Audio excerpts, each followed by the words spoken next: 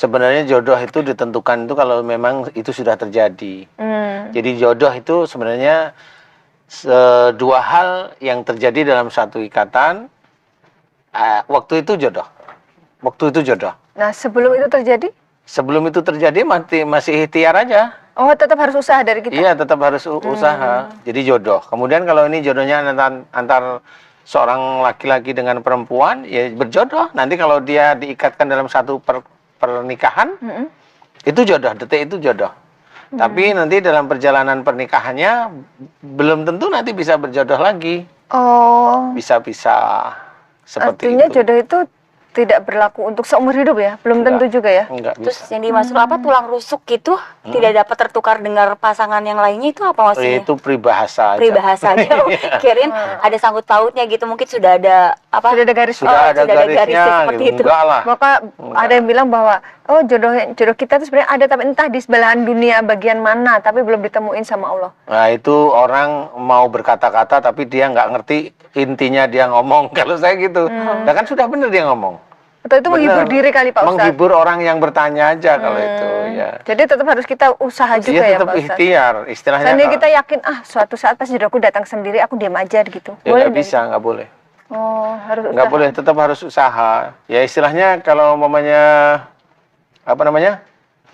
Dalam salah satu ayat Quran diceritakan faida qudiyatis sholatu fantasiru fil ard wabtagu min fadlillah. Jadi jika engkau telah tunaikan sholat, jadi kita sebagai seorang muslim, muslimah yang baik, yang taat, istilahnya setelah kita tunaikan sholat, ya kita disuruh mencari fadilah Allah, disuruh mencari rizki.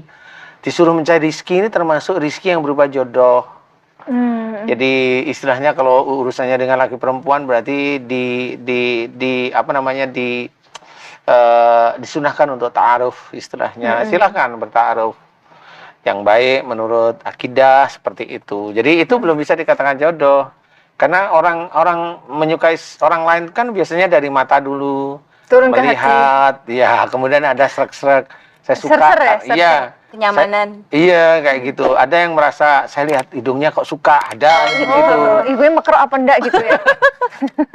Kalau saya sering Itu meker hidung apa sendiri. timun, nah itu mau bully namanya kan gitu ya. Jadi banyak saya suka karena bibirnya begini, saya suka karena wajahnya begini, saya suka karena macam-macam lah orang suka karena nggak ngerti gitu. Kalau saya disuruh nggak ngerti, tapi kalau momen tadi Mbak itu saya suka karena perilakunya atau kedewasaannya, Merasa nyaman aja merasa gitu. nyaman, merasa nyaman tuh ada itu ayahnya teman saya tuh. Oh, namanya Pak Nyaman. Sama tukang AC saya namanya Pak Nyaman juga. Kan namanya mengandung doa Pak. Jadi siapa yang dekat dengan dia pasti merasa nyaman. Jadi gitu intinya ya? maksudnya jatuh cinta atau suka sama orang itu kita nggak akan tahu ya. Belum tentu jodoh ya Pak? Nggak Belum tahu. tentu ya? Belum tentu, karena kalau maunya kita seneng sama dia, nggak tahu dia nggak suka. Oh iya, Nah, iya. kan begitu, istilahnya bertepuk sebelah tangan. Nggak ketemu, nggak bunyi. Ketemu, kenapa nggak nggak dua bunyi, gitu namanya. Ada nggak Pak jodoh yang berlaku seumur hidup? Iya ada, kalau memang itu seumur hidup itu mati, kemudian dia masih berjodohnya, itu jodoh maksudnya. Tapi seandainya pasangannya meninggal lalu dia menikah dengan orang lain lagi, berarti udah nggak jodoh dengan yang meninggal? Iya udah putus. Ya udah putus memang. Jadi intinya adalah jodoh itu pada waktu dia melakukan suatu perlakonan, suatu cerita. Oh, iya, iya. Ya, cerita Satu itu episode dalam kehidupannya satu dia ya? episode dalam kehidupan dia, istilahnya. Kalau dia berhenti karena meninggal atau karena pisah itu sudah selesai. Udah nggak jodoh lagi. Sudah nggak bisa dikatakan jodoh karena selesainya begini nih. Umpamanya Mbak Ratna itu nikah dengan siapa? Seorang. Nah pada waktu Mbak Ratna itu menikah dengan seorang laki-laki ini ada amal soleh, ada salah, ada amal soleh, ada dosa, ada amal soleh, ada salah, ada amal soleh, amal soleh, amal soleh, amal soleh. Sakit hati, amal soleh lagi gitu. Sakit hati itu malah didoain. Momennya pisah, momennya. Nah, di sini ini memang kalau pisah sudah tidak berjodoh, tapi di situ kan ada dosa, ada amal soleh yang tercatat masih.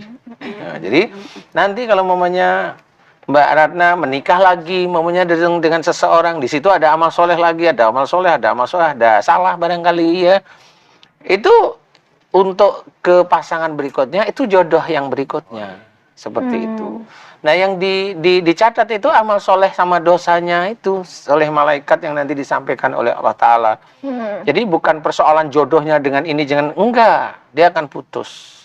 Dan nanti kalau di surga yang terakhir ini yang menemani. Seperti itu ceritanya. Berarti jodoh yang terakhir ya Pak Ustadz. Insya Allah seperti itu. Kan kadang-kadang saya lihat tuh kayak teman ada yang nikah pertama cerai, kedua cerai, ketiga cerai, sampai keempat mati gitu ya.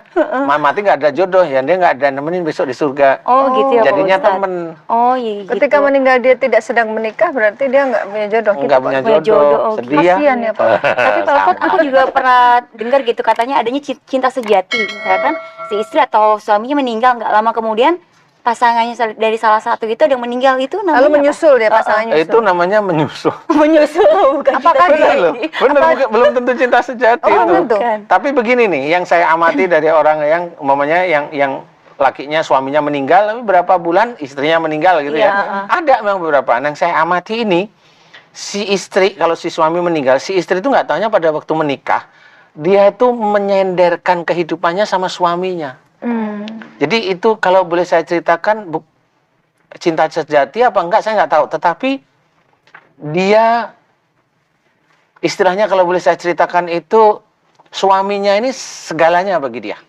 Kalau nggak ada suaminya kayaknya dia itu nggak bisa hidup. Nah seperti itu. Aku tanpamu galau. Kalau itu remaja. Remaja ini. Galau. Kalau ini kalau suami istri, aku tanpa suamiku ini aku nggak bisa hidup. Oh. Aku nggak bisa sendiri kalau tanpa suami. Nah, kalau dia sudah berikrar seperti itu, ini dipasangkan oleh Allah Ta'ala antara dia dengan suaminya. Berarti ucapan itu doa Ucapan ya? itu doa bagi dia. Suatu ketika memang suaminya meninggal, berapa bulan dia nyusul.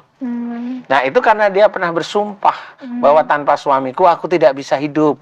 Tanpa suamiku aku nggak bisa ngapa-ngapain. Tapi syair lagu banyak yang kayak gitu Pak Ustadz. Ya, biarin aja dia bersumpah.